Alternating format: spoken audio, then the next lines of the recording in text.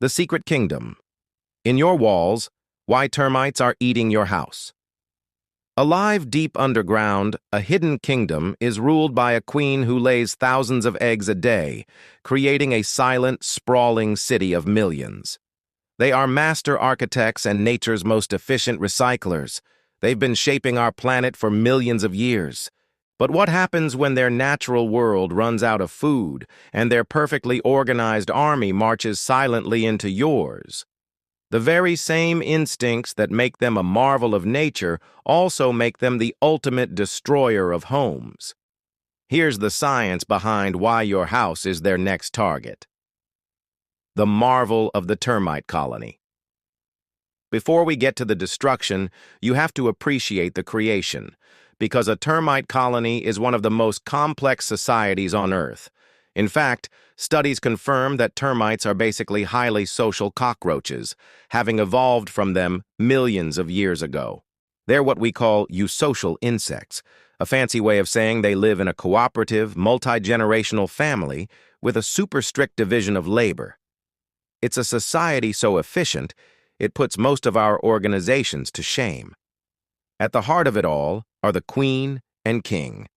The queen is an egg-laying machine, pumping out thousands of eggs every single day and capable of living for decades. Her entire purpose is to grow the colony. But she doesn't rule alone. She and the king are the founders, and their life is a partnership dedicated to building an empire. From their eggs, a complex caste system is born. The overwhelming majority of the population are the workers. These are the pale, soft-bodied insects you might see if you break open a piece of infested wood. They're blind, sterile, and their lives are nothing but non-stop labor. Workers build the nest, forage for food, and, this is critical, they feed everyone else. The other castes, including the soldiers and the queen herself, can't even feed themselves. Workers have to digest wood and then share the nutrients with their colony mates by exchanging gut fluids in a process called Trophallaxis. It's through this intimate sharing that they also pass along the essential gut microbes that let them digest cellulose, the tough fiber in wood. Then, you have the soldiers.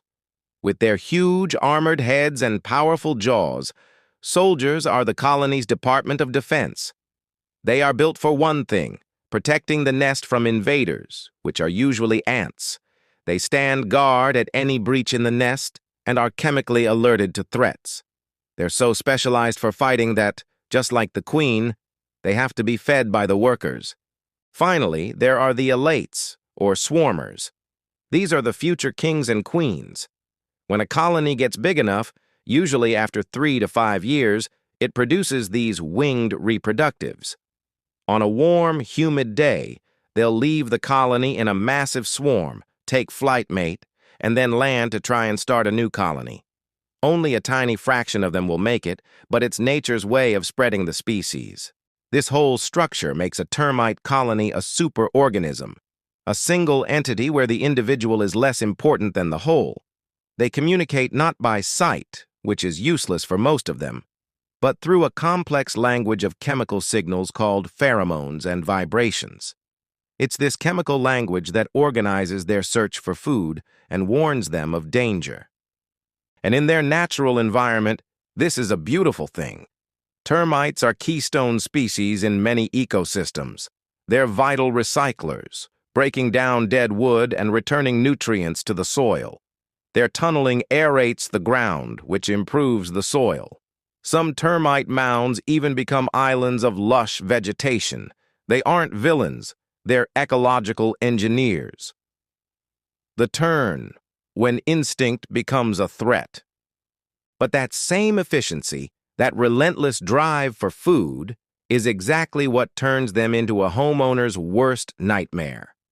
A termite doesn't know the difference between a dead log in the forest and the 2x4 frame of your house.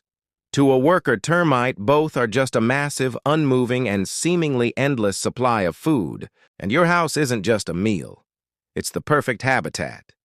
It provides everything a colony needs to thrive on a scale they could only dream of in the wild. A home offers a huge, climate-controlled structure, protection from predators, and most importantly, plenty of moisture and food. While a log in the forest might last for a few months, a house can sustain a growing colony for years, or even decades. So how do they get in? The most common and destructive type is the subterranean termite. As their name suggests, they live underground, sometimes in colonies of millions. They need constant moisture to survive, so they can't just walk across your lawn in the open air. Instead, they build these incredible protective highways called mud tubes. These pencil-sized tunnels are made from soil, saliva, and their own feces, and they protect the workers from drying out and from predators like ants. You might find these tubes running up your foundation wall, giving them a direct covered bridge from their underground nest right into the wooden skeleton of your home. Their entry points are often tiny, hidden cracks in the foundation or gaps around plumbing pipes. But their number one way in is any place where wood from your house touches the soil. A deck post, a wooden porch step, or siding that touches the ground is like putting out a welcome mat for a hungry colony. Once they're inside, the feast begins. They eat the softest wood first, following the grain. From the outside, the wood can look perfectly fine, but just beneath the surface, it's being hollowed out, layer by layer, until only a paper-thin veneer is left. And because they eat the wood from the inside out, an infestation can go completely undetected for years, all while the structural integrity of your home is being silently compromised. And they don't just stay in one spot. The Formosan termite, an incredibly aggressive species, can build secondary nests inside the walls of a house, far from the ground, just by using a small leak or condensation as a moisture source. This lets them expand their operation and cause damage at a shocking rate. A mature Formosan colony can eat through a foot of a 2x4 in less than a month. Other types, like drywood termites, don't need contact with the soil at all. They can fly directly to exposed wood, like under your eaves or on a window frame, and burrow in to start a new colony right there. The telltale signs and the cost of silence. Because termites are so secretive, the damage can get really bad before you even know you have a problem. But the colony does leave clues, subtle signs for a homeowner who knows what to look for. The most obvious sign for subterranean termites is the presence of those mud tubes on your foundation, walls, or floor joists. If you see these, don't just brush them away. Break one open. If you see tiny pale white workers scrambling inside, you have an active infestation. Another huge red flag is a termite swarm. If you suddenly find hundreds or thousands of winged insects inside your home, usually buzzing around lights and windows, that's a sign a mature colony is living in your walls. You might also find their discarded wings on windowsills after the swarm is over. Remember, only a mature colony produces swarmers, so if you see them, the damage has likely been going on for several years. Other signs are more subtle. Wood that sounds hollow when you tap it is a classic indicator. You might see paint that looks like it's bubbling or peeling. This isn't always a water issue. It can be caused by termites eating the wood just underneath it. In severe cases, you might notice floors that sag, doors that are hard to open, or what looks like dirt coming out of cracks in the walls. That dirt is actually mud and feces that the termites use to seal up their tunnels. Ignoring these signs is a catastrophic financial mistake. Termite damage is almost never covered by standard homeowners insurance. It's considered a maintenance issue, which means preventing it and fixing it is all on you.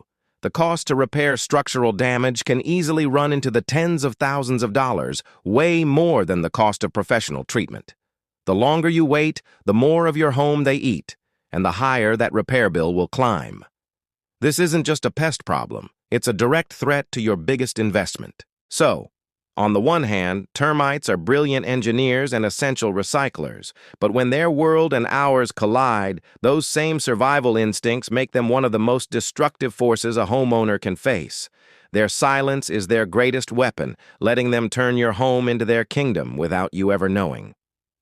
Understanding their biology is the first step to protecting your home.